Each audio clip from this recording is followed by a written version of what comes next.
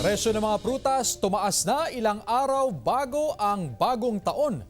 May detalye si Gab De Luna.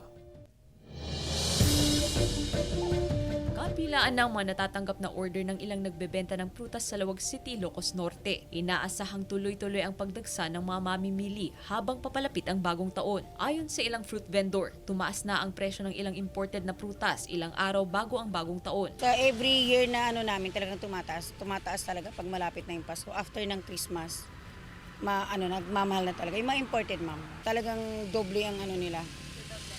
Dodoble yung mahal nila. Tumaas ng 5 to 15 pesos per kilo ang ilang prutas tulad ng mansanas, orange at grapes. Mula sa dating 3 for 100 na mansanas at orange, ngayon ay nasa 120 pesos na. Nagtaas din ng presyo ang saging dahil sa nararanasang pagbaha sa Visayas region na pinagkukuhanan ng supply. Budget-friendly naman daw ang mga fruit basket na benta ng karamihan sa mga fruit stand. Normal lang naman na talagang mataas yung demand.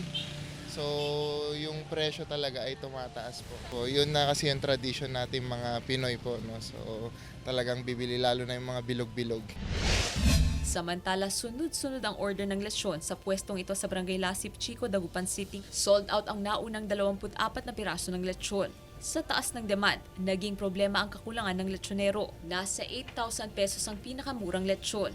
Aabot naman sa 10,000 hanggang 16,000 pesos ang presyo ng lechon na mahigit 10 kilos. Sa mga nagtitipid, mabenta rin ang mga tingi-tinging lechon na 800 pesos kada kilo. Gab De Luna, 1 North Central Luzon.